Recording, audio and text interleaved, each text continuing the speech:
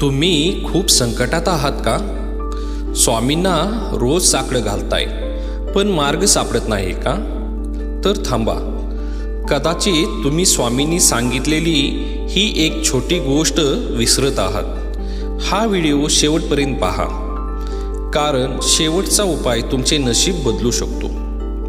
स्वामी समर्थ नेहमी म्हणतात, भिवू नकोस, मी तुझ्या पाठीशी आहे. पण याचा खरा अर्थ काय? पहिली गोष्ट, जेव्हा आपण पूर्णपणे हताश होतो तेव्हा स्वामी आपली परीक्षा घेतात. श्रद्धेमध्ये सबुरी ठेवा. दुसरी गोष्ट, दर गुरुवारी किंवा रोज जमेल तेव्हा श्री स्वामी समर्थ मंत्राचा 108 वेळा जप करा.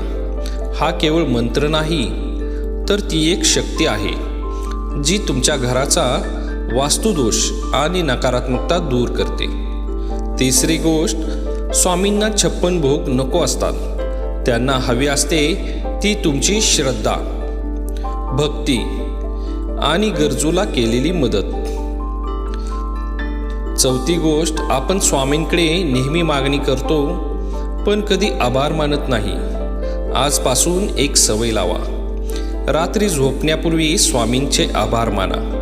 लक्षात ठेवा, जो कृतज्ञ असतो त्याच्या झोळीत स्वामी कधीच काही कमी पडू देत नाहीत. अनेकदा आपल्याला वाटतं की स्वामी माझं ऐकत नाहीत, पण विश्वास ठेवा, ते तुम्हाला ते देत नाही जे तुम्हाला हवंय, तर ते देतात जे तुमच्यासाठी योग्य आहे.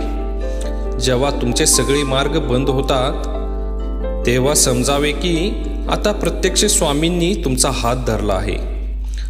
स्वामी समर्थांच्या दरबारात उशीर असू शकतो, पण अंधार कधीच नसतो.